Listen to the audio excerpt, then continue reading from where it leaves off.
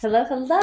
Hi, everyone. I'm just checking on my camera here really quickly. Yep, I think that's good. Oh, let me get my Bubba jug out of the screen here. Hi, everybody. Welcome, welcome. I'm so glad that you guys are here. If you haven't yet, go ahead and introduce yourself in the comments. Let us know where you're coming from. And yeah, again, I'm so glad you're here. I know that although it seems like we have a ton of time now, for some of us, not everybody, time is still really precious, right? I like go to do something sometimes, whether it's like work out or read or whatever, and then I recognize, oh, it's been like 3 days since I've done this. I totally thought I worked out yesterday or I read yesterday and I didn't. So yes, there's time, but it's still precious, right? So I'm so glad that you're here. If you don't know me yet, I'm Mandy Rice of teachonamission.com, and I help teachers build sustainable classrooms so that they can stay there longer, right? And my primary focus is on helping teachers build flipped and therefore accessible classrooms. And now more than ever, having an accessible classroom, it's taking on like a whole new meaning, right? And even in today's live, which if you didn't see, I did go live yesterday. There's the replay link, but I also have it up on YouTube. You can just search Mandy Rice on YouTube and you'll find it. But I'm actually going live the rest of the week at 3 p.m. as well. And then that made me totally lose my train of thought. Oh, that this whole accessible classroom thing is taking on a whole new meaning. And what we're going to talk about today is even a newer meaning that I think we educators, we teachers need to be cognizant of, all kind of around this big what if that we're going to talk about today. And the big what if is probably just going to be not if, but when schools decide to close their doors. So, and that is the topic for today, this big what if, and in most of our minds, that's not if, but when are schools going to make the decision to close for the year. If you could get in the comments and just let us know what state you're coming from and kind of what they've decided so far. So I know my sister, she's in Virginia, and they've already closed down for the school year. So Rob, you say you're from Illinois. What has Illinois done? Ohio, Governor DeWine just announced yesterday that schools are closed through May 1st.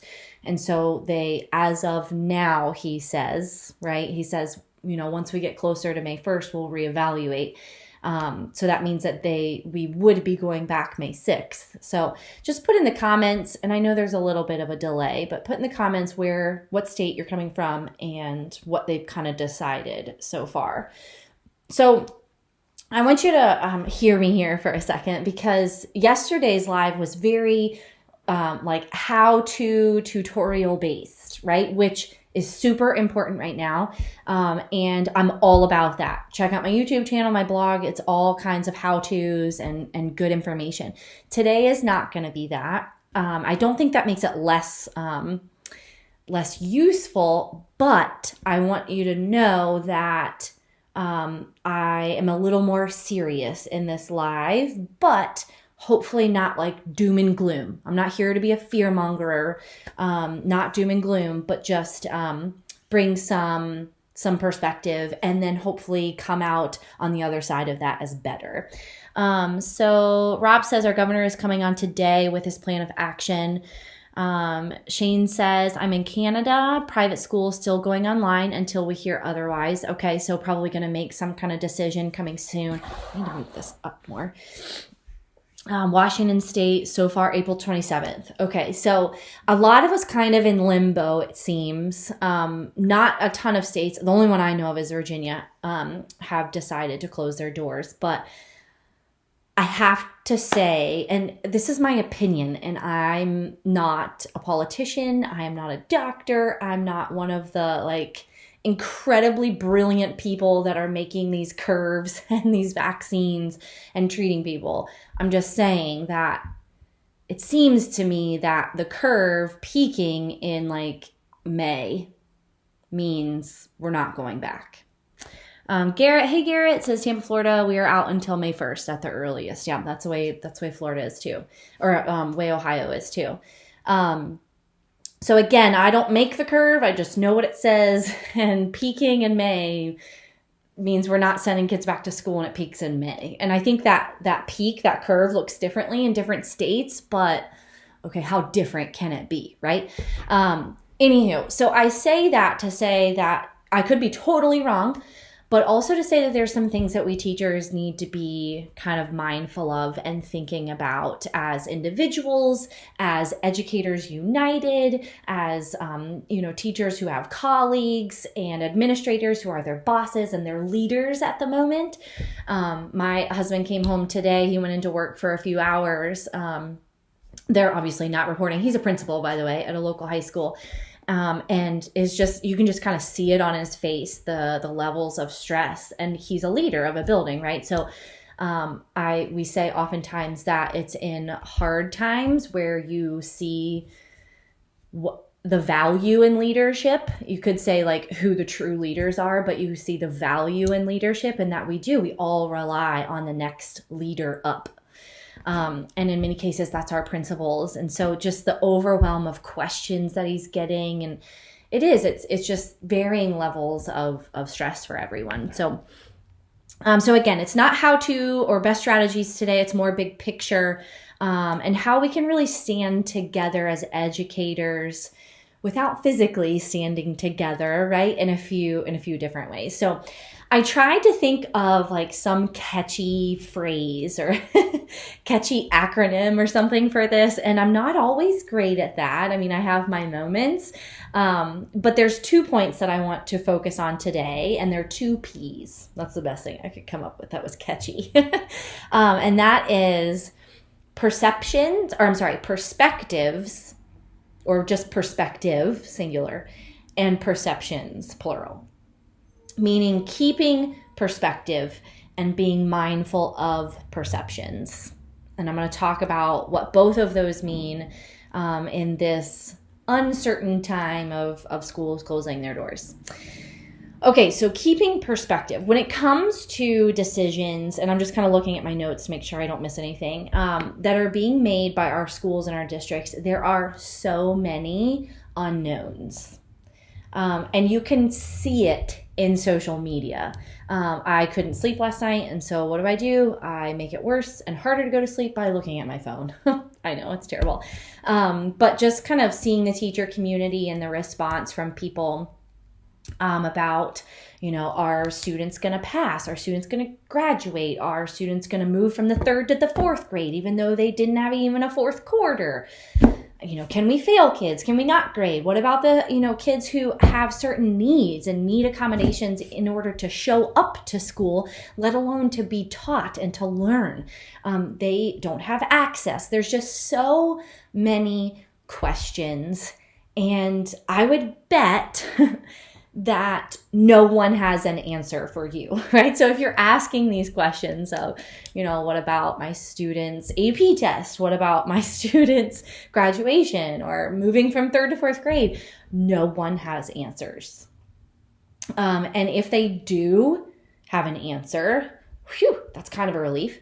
I bet it's rare at the moment. They're probably going to have some more answers in the coming weeks, but if they do have an answer, and even if they have one in the coming weeks, and we hope that it's a more solid one, it's never going to be perfect. Never. I saw on social media earlier someone asking about students moving on, right? They're in 3rd grade now, will they go to 4th grade? And a teacher, and this is where I'm kind of putting a stake in the ground, and what I'm about to say might make some people mad, but I'm kind of okay with that because I stand firm in my beliefs as an educator. A teacher said they were essentially mad about that. They were mad about the fact that their students that they had in their class when they left at the end of February or early March, I guess it would be early March, they were mad that they would be moving on to the next grade. So that's kind of what I want to talk about here, is that there's so many unknowns and unanswered questions, and even the answers to the questions are not going to be perfect. And so that's why perception is really important too. So let's stick with keeping perspective. that even these decisions, once they're being made, they won't work for everyone. And here's why. And if you're distracted, please come back to me, because here's the kicker. Here's why. It's because, and I'm underlining this in my notes because it's just so important. It's because we need our schools. No answer that your principal, your superintendent, your county, your state, your governor, your president of the United States, when it comes to our schools and what it's going to look like from here until August, when we pray to God that COVID-19 is gone and we can go back to school, no answers are going to be great or perfect or work for even the majority, because our schools existed for a reason in the first place. And it was because it was the answer to all of these uncertainties that we are now facing. Our schools serve everyone, right? Our public schools, the basis of what we are now seeing as not existing at this moment. And as much as we try to have like an online platform, public schools are not online. I mean, to a certain extent, some of them are. And yes, I know that there's some outliers there. Sorry, I have a hair on the end of my nose and it's tickling me. But I just say all this to say that none of the answers are going to be great. And I hope that you can take a little bit of comfort in that, because our schools are the answer. Our students being in classrooms are the answer. And no, we can't have that right now. And that's because some things in life are more important than school, like life itself. Right? And so, yes, that makes a lot of headache for us, but we need to keep perspective on that. You know, we are not coming home with bruises on our face from the personal protective, like the masks that our healthcare workers are coming home from wearing for 12 hours straight. We are not physically saving lives. And I've said before on a live that we very much could be a saving grace for our students during this time. If you are able to get access to your students' teachers, you very much can be a saving grace for them. A consistent adult presence with a smiling face that's glad to see them, even if they are being total jerks on Zoom and Google Meet, which I've seen that lately too. Like we're seeing lots of problems on the synchronous learning and teaching platforms, which I'm going to talk more about that tomorrow. So I hope you can join me again tomorrow. So I'm kind of rambling now, but we need to keep the perspective and share the perspective that we need our schools.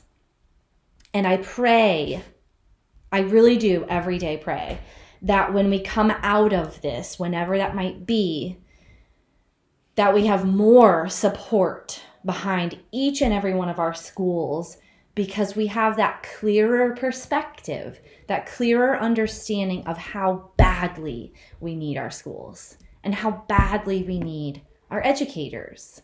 And so I hope that we can start sharing that message now, that we can assume that perspective ourselves, that even when we don't have the answers about, you know, what should I be giving students my grades? Should I be grading work? Should I be passing or failing students for third or fourth quarter? Let's just keep the perspective that we need our schools, and let's share that with people outside of the educator world, if that makes sense, like with parents in our community as well. Okay, so that's the first P. And please, if you have questions or any comments as I'm kind of giving some commentary here, please just let me know. Even if that's hey, are you ever going to talk about this? Please plug that in. Somebody did that yesterday. I was like, yes, that's such a great topic. I should totally talk about. So yeah, plug it in. I would love to hear any of your comments, suggestions, questions, anything. Okay, so the first P was keeping perspective, right? All about perspective. And then the second one is being mindful of perceptions. Okay, so perspectives, now perceptions. Okay, so and I'm sure you guys have too, if you've been on social media, you see the oftentimes hilarious, but really supportive memes, posts, whatever, around teachers. One of the more recent ones that I've seen is my children's teacher is doing a great job in these last couple weeks that are really hard. So I'm going to go ahead and get them a great gift for Teacher Appreciation Week. Amazon add to cart. Meaning for yourself as a parent, right? I love that one. Totally doing it. But I've seen other ones where it says, first week at home in homeschool, this student was suspended for talking back to a teacher and this student's expelled for skipping class.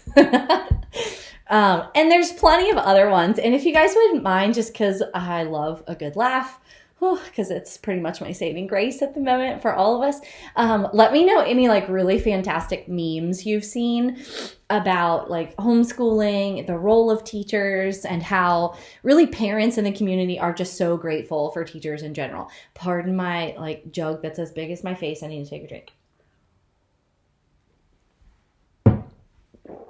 I'm sidebar doing Rachel Hollis's next 90-day challenge, which means essentially drinking your body weight in water. And so that's what I'm doing. I'm more than halfway done, so that's good. So yeah, just plug in any memes, or like you can type it out if it's easier. Just any of those like funny memes that you've seen that essentially are a sarcastic and funny way of supporting our schools and teachers and what they do on a daily basis. Love those. Okay. And I've been so grateful for that because yes, like what we do, what teachers do is just amazing. It's freaking awesome. Okay. But here soon, and I've actually seen it starting already. In fact, just the other day, my husband was asked, so what are teachers doing now anyway? They're just at home. They're not working. They're on contract, so they're still making a salary. What are they doing? Notice my coping mechanism of taking a deep breath. I need to like go meditate and do some yoga, right? Woo-sa. Okay, so that's this shift that I'm talking about. And that I've been encouraged by all the funny memes and various forms of supportive teachers on social media. And maybe it's too doomsday of me, but I fear this shift is coming, and I hope that it's not widespread, but I know that some teachers have been feeling it lately. This shift of being supportive of, wow, teachers have done such great things, and I know this because I've been attempting to educate my children at home, is going to shift to a place of, wow, schools have closed their doors. Now what? What the heck are teachers doing now? Because my taxpayer dollars are still paying their salary and they are not working right now. It's a serious shift, and it's one that teachers need to be ready for. They need to be ready for it because in part it's true. This shift is coming from a place of fear around the economic downfall or repercussions that we're going to see because of COVID-19. And you can't hardly blame people for being fearful when it comes to the economy and the repercussions we're about to very seriously feel. Again, I'm not trying to be all doomsday and doom and gloom here, but to give us some perspective and how we can come out better because of it.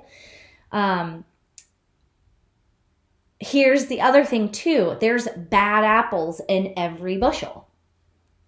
And yes, there are teachers that are sitting on their butts doing nothing to show up for their students.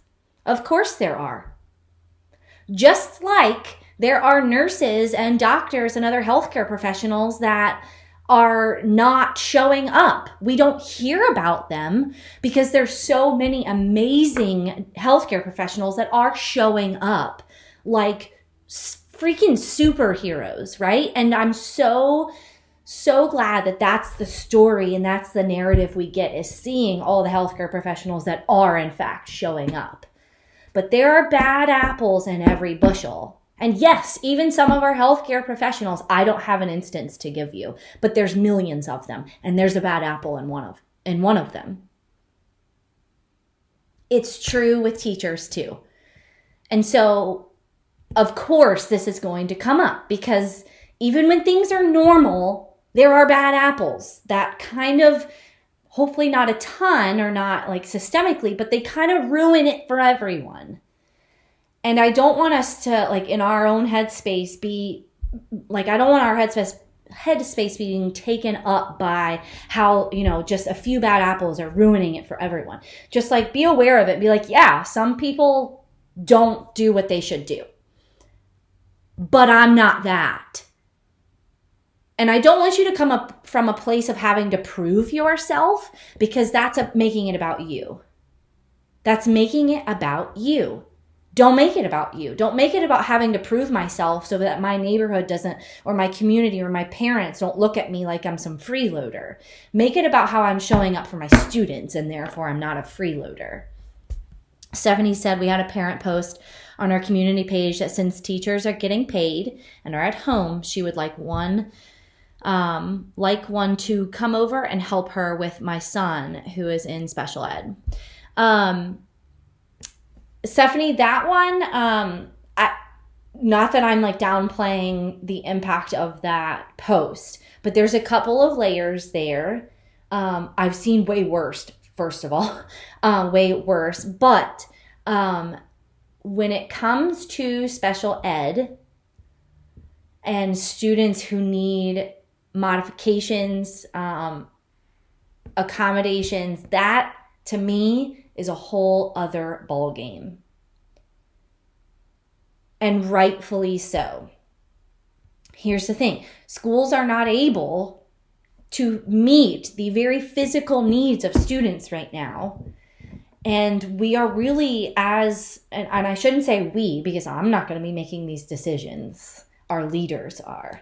And our leaders very much need to come to terms with what this means for our population, our large population of students who cannot be educated at home. And that there's two kind of offshoots from that. There's students who don't have access, and COVID-19 and the way that some schools are responding is just widening the digital divide.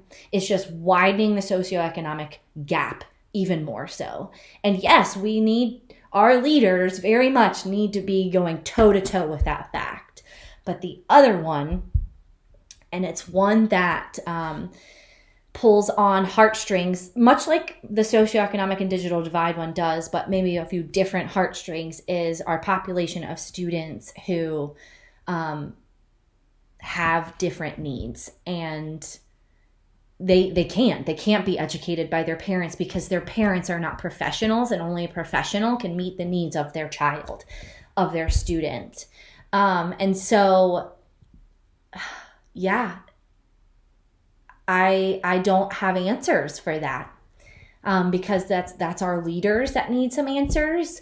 And I think that our position as educators needs to be keeping perspective there, and being mindful of perceptions, and that a teacher could very much show up for that parent in a way that helps that parent in saying, I know what you are feeling, and I don't have a perfect answer for you, but I want you to know that I see you, and I see your struggles, and I hurt for you. My heart hurts for you. I think in all of this, empathy is all we've got. And that's not because we're, being some like superhero and saying, well, I'm going to choose to be empathetic. No, it's because you have no other options. You have no other way of serving these kids or these parents other than to say, I know, and it sucks. And I have nothing for you other than to say that this is so darn hard, and that when we come out on the other side of this, it's going to be probably the hardest thing we've ever done. It's going to be the hardest thing we ever done. And I hope that you see that we need our schools, and that I am here to make sure that our schools are fantastic when we come back, and that your child's needs are met when we are back in school. And I pray that our leaders are making decisions that allow us to educate your child while they are at home. Or at least not making it to where there are expectations when they are still at home. Right? There's so many layers here. So just recognizing, sure, there are bad apples in every bushel, but that we can rise up as teachers and show the world that we are here for kids, even when it's hard to be. Even when it's hard to be. And that's by calling it what it is. And by saying, you know what? Yeah, I'm going on Zoom tonight, or I'm going to meet my students on Google Meet. And I know that not all of my students are going to be there because they can't be, or because classroom management is completely out the door because I don't have a physical classroom, right? It's calling it what it is and knowing that there are so many unpredictable things. And as educators, even when we're in the traditional classroom, there are so many other human and social factors that impact what we do that are outside of our control. So this is nothing new to us, that the majority of what we do and what determines our value is outside of our control. But it makes us resilient. So be resilient in that is something that has not changed. That's something that has not changed. This is nothing new. All right. So I hope that in keeping perspective and being mindful of perceptions, we can come out on the other side of this as better. And that's really my message for you throughout this whole week when I'm going live on Facebook at 3 p.m. every single day, is that we can choose, and I put this on Facebook in a post yesterday as well, that it's not going to be like this forever, but we can choose right now to be better because of it.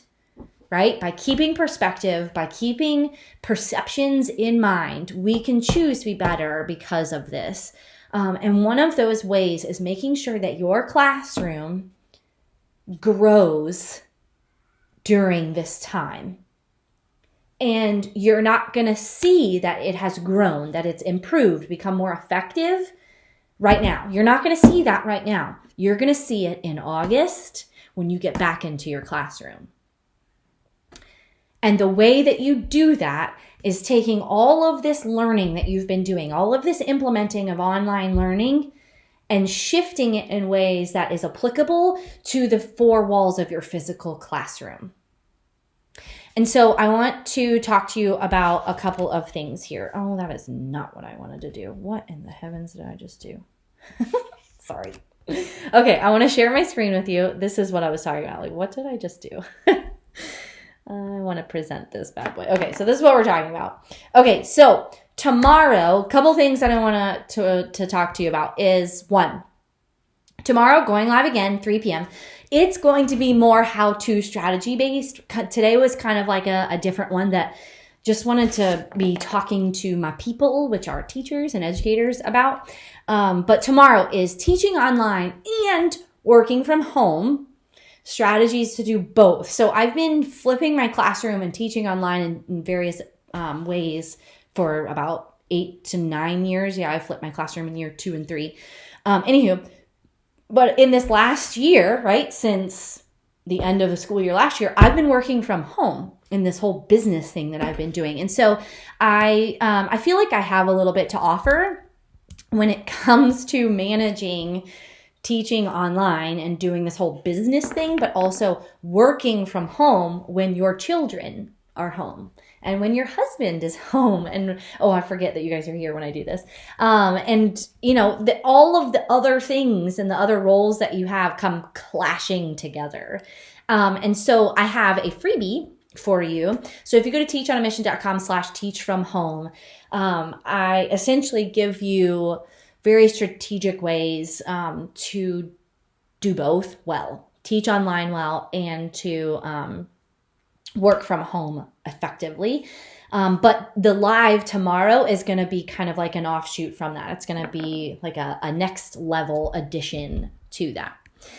All right, and then the last thing I want to bring to your attention is this. This Thursday at 8 p.m. Eastern Standard Time, I am giving a free webinar called, it's 3 behind the scenes insights to the flipped classroom, but just know that it's the flipped classroom webinar, right?